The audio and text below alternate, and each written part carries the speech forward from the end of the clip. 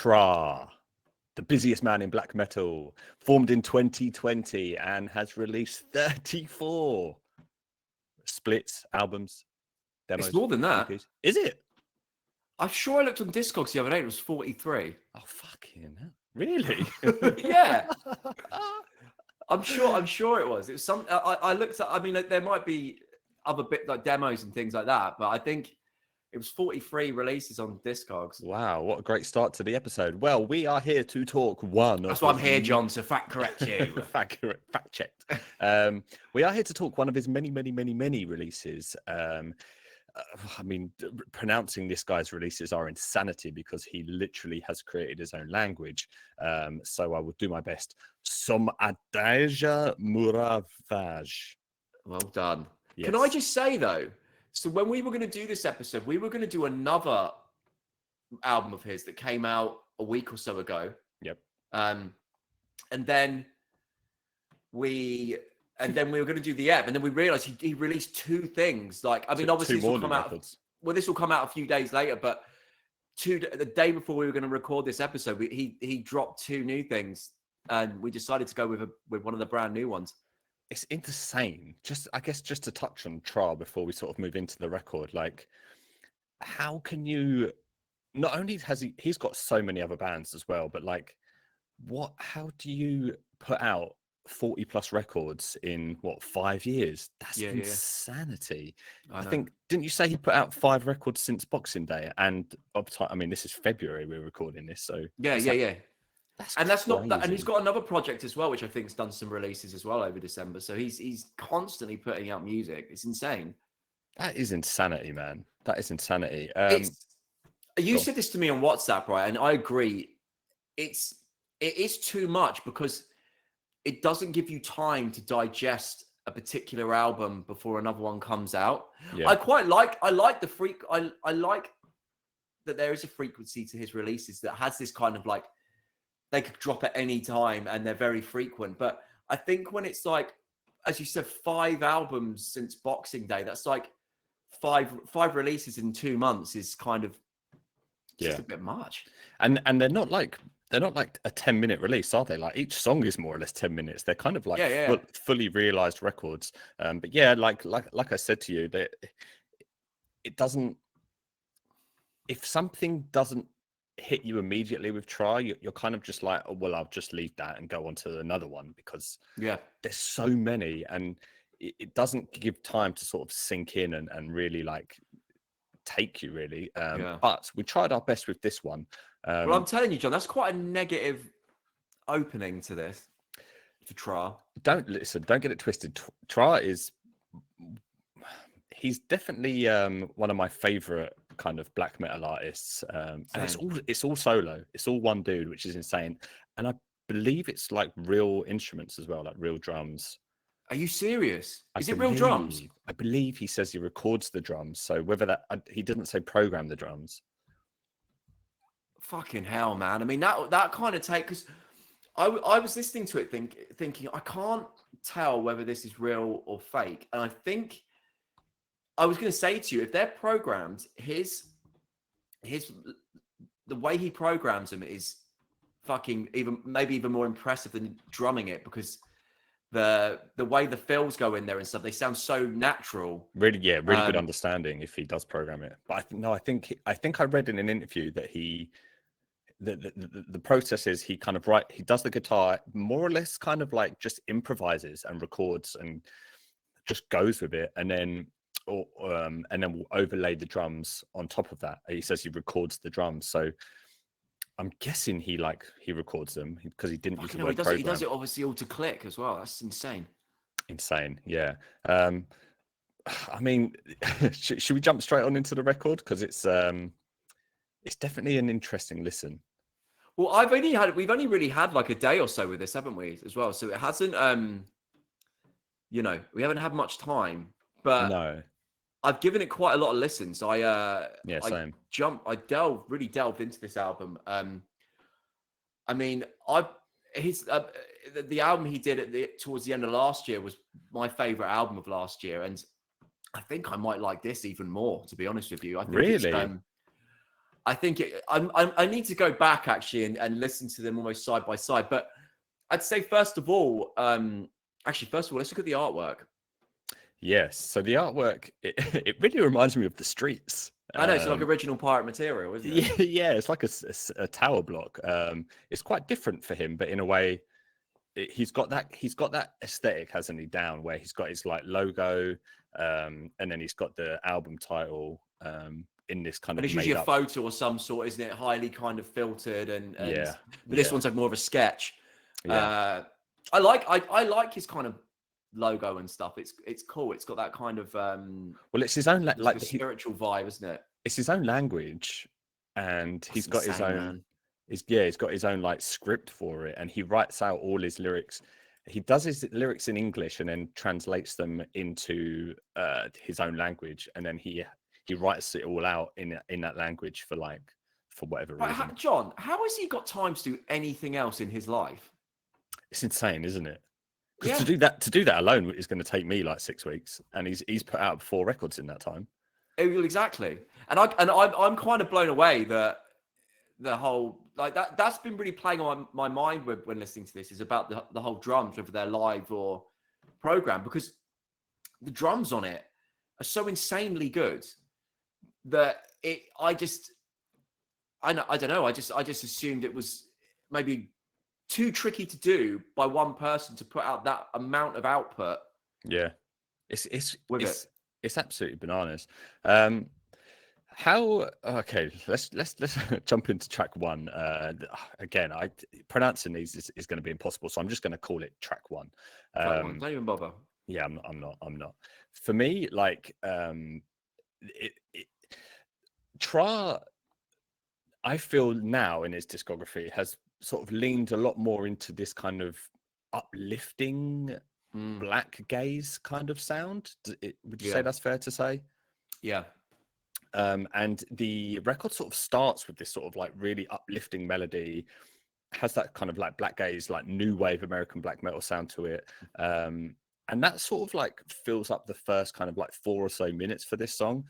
But then there's a really like drastic shift in like tone, and it goes really kind of dark and discordant at like 4 minutes 30. And he's again, like he's able to, not only are his riffs like super interesting, but when they're like really simple, even his simple riffs sound really unique. And his lead lines are like they're not necessarily difficult, but there's just like I think it's necessarily what it's paired with that kind of brings it a kind of a uniqueness to it. I find there's this understanding between the drums and the guitar that bring that to it. Like there's this the way they connect. It makes sense. It's the same person doing them. It's like it's got this overall vision for each section. Yeah.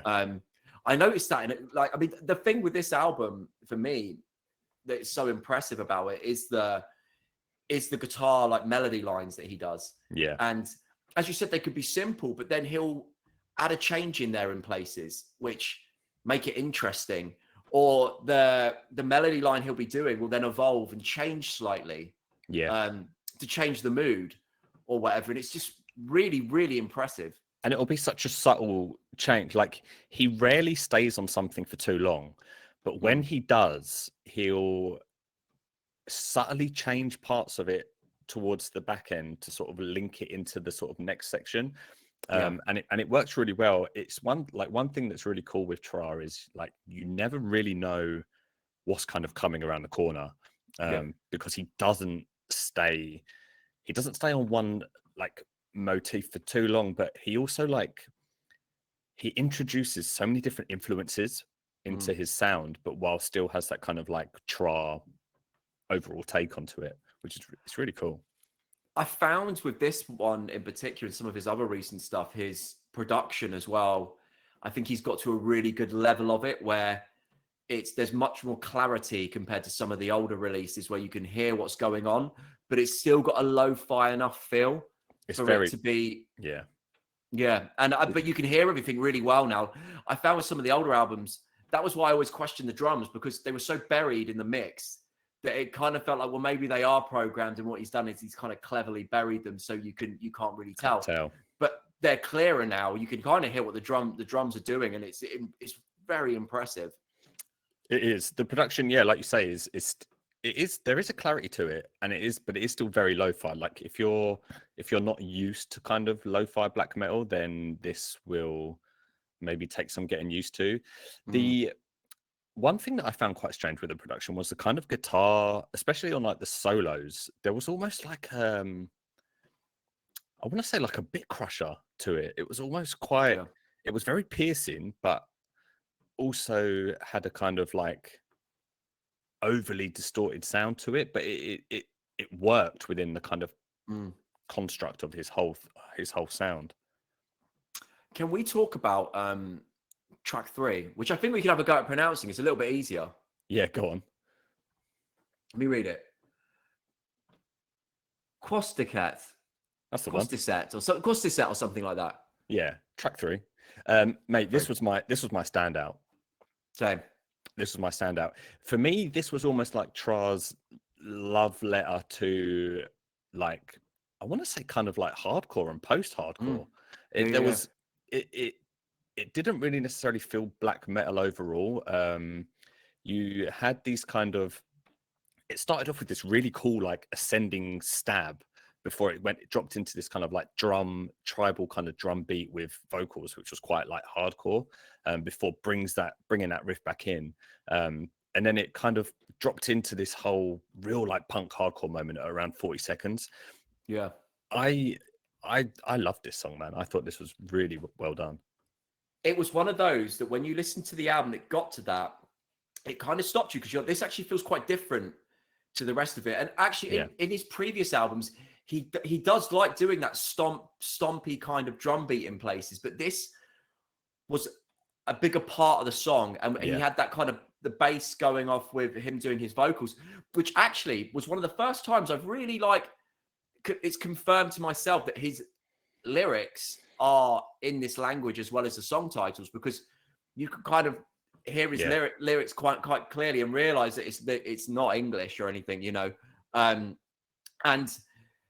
the vocal was a hook, like that goes on that, and he brings it back at the end as well. Like, and it just, to me, that song felt like a good introduction for someone getting into this, even though it's quite different to his other stuff, because you did have the black metal part section kind of after that, and then you had like a more kind of melodic part that going on as well in there. But his hardcore riffs that he puts in there, really stand out, because he doesn't really riff all the time in that sense. Like, goes down to kind of like a lower, more power kind of sounding riff. And when you hear him do it, he does it so well. I think that's why it stands out, this song, a lot, because the previous 2 tracks had that very it was almost like purely, I want to say, positive sounding black metal. And the 2 tracks prior were pretty long. They're like 8 and 10 minutes. So you've got like 20 minutes of this kind of like black gazy, positive sounding kind of tremolo picked black metal, which was great. But when it got to track 3 and then you dropped out to that kind of like downbeat kind of like riffier moment, it really pushed it to the forefront of the record. And even this is like 6.5 minutes long. Never felt like it though, did it? It flies by. And I've got to say that the best bit as well, the sort of guitar solo-y bit at the end. Mate, I put in my notes that was my favorite moment of the record. It's great. It's simple. It's not like a proper solo, but he doesn't really do that on anywhere else on the album. But him doing that over that nasty, like the riffs in it are quite like nasty, sort of hardcore sounding. And then when he puts that over the top at the end, it sounds. I'd like to hear him do more of that sort of stuff on his album. Same. Like I feel like what he does. I mean, I could be completely wrong here, but I feel like he introduces different kind of sounds into albums, and then he'll kind of take that, and then on the next release it will be maybe more focused in that manner, because I feel there was one of his releases, it's so insane that he's got so many releases, but one of them, like I don't know, four or five ago. Was that the Orange Trunk cover one? Yeah, the kind of more like symphonic. It was like more symphonic black metal, and like he hasn't kind of gone back to that, and it was very short lived, but it was still an album's worth of it. So I'm hoping that next one might go down this more kind of like punky hardcore black metal sound, because it was unreal, that song. Well, he's interesting like that, because you're right. You hear something, you think, oh right, this is the way he's going to go, and then something else comes out and it's different, and it makes me wonder if actually with his recordings, whether things happen at different times and then they come out later on, so they don't come out particularly in order of when he records it. I wonder whether that's how he kind of does it. It would make sense, and I wouldn't be surprised if that more symphonic one you're talking about, there's more songs that maybe were recorded during those sessions that will come out on a different release. On another one. Yeah, that could make sense. Because the thing is, you think, right, his songs are so long that if he did like 10-song albums, and there's so many songs that are 8, 9, 10 minutes, it would just be too long. So I guess that's why he probably does big sessions of recordings and then drip feeds them out as like kind of long EPs, basically. Yeah, that makes sense. Going from the highs of track 3, I think going into track 4, I was kind of not disappointed, but like it went back into that kind of more positive sounding, uplifting, black gay sound. And for Tra's like eclectic sound, it was probably the most straight song on the record. Like there was it didn't really like go many places. It kind of like stayed within like the main realm of like these high leads that subtly changed, but it never really kind of went anywhere where I was like, holy shit, this is kind of really great. And it kind of ended a little bit sour for me in that sense. I still really like that song, and actually it had some examples of some of his best kind of way the leads and the guitar change and evolve. There was a bit in it where the beat changed onto the blasts, but he kept the lead going, and then the lead changed once the blast had started, as opposed to starting right at the beginning of it. So it had this weird like flow, and it was very intelligently done, like from a songwriting point of view. I mean, I've become a real big fan of this guy in the last like couple of years. And I barely listened to any of his discography. I feel like I've listened to maybe like 10 releases, and there's another like 30 odd more to listen to. I feel the same. Like he's fast becoming like one of my favorites, because everything recently I've just absolutely loved. But it's there's so much stuff there. Like it's just maybe one day we review every Trha album. We do every one. Yeah. I mean, I wouldn't hate it, because I seem to have a really great time with nearly everything I listen to by him. But I do think he is getting better. I think he's getting more. I think his work's getting like more cohesive, better produced. Yeah, like he's just getting better at it. Well, I mean, he's only been doing it for 5 years, really. Like it's insane, isn't it, man? It's crazy. Would you say check this out for fans of like Death Heaven and like Yellow Eyes? I guess maybe that's kind of like a mix. That kind of stuff. Yeah, I mean, I think if you're into that, especially if you're into kind of black metal that's got a different approach to that kind of the stuff that's just influenced by like the 90s or even 80s kind of stuff, you know, the more kind of evil sounding thing, and you like stuff that's maybe a bit more, I always want to say like Krallis as well, you know, stuff that incorporates maybe synths and different melodies and things. Yeah, like you know, it's a rabbit hole that you could very much find yourself delving into and really enjoying. There's so much there to check out. He's also one of those guys that I think if you listen to it, first of all, when you pick a particular release you don't like, I would say try another. Try another. Just try another one. There's 40. But I think the newer stuff's better. I think the newer stuff's better to get into. It's an easier listen, the newer stuff. Yeah. Okay. I think are we ready to score? Yeah, man. I was going to give this a 5, but actually Wow. I was going to, but I didn't realize until we started this we were going to like do points. So yeah, because I liked it more. I thought it was better than a 4 out of 5, if you know what I mean. So I'm going to give it a 4.7. I'm going slightly lower. For me, I'm going 3.9. And that is because track 4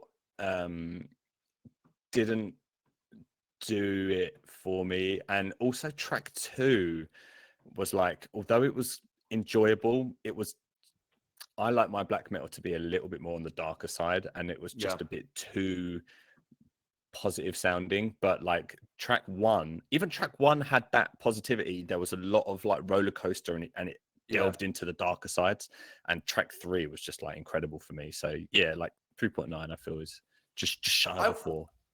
I'd like to see him go dark. I feel like a lot of his new releases have more of the positive sort of sounds in it. I hope he does bring back some of the darker stuff, because I feel like when he does the darker stuff, he brings in more riffs as well, as opposed to just he'll like bring in like a real metal sounding riff or a hardcore riff in there or something like that. And obviously he doesn't really do that on the more positive sounding stuff, and it does kind of wash over you. That's a good take. In that respect, which I very much enjoy, but I do actually like him more when he mixes the moods more, and he brings in like a riff, like more so than just atmospherics. Yeah, 100. That's well said, man. I think he does that a lot on track 1, which is why that song. It was a great album opener. Yeah, really cool. Okay, listen, we put out new music videos every. Well, not a music video. Music review, just us performing. Music review video of the latest metal releases every Friday. If you like what you heard, give us a little like and subscribe. Let us know in the comments. Have you heard of Trha? Have you heard his 49 million releases?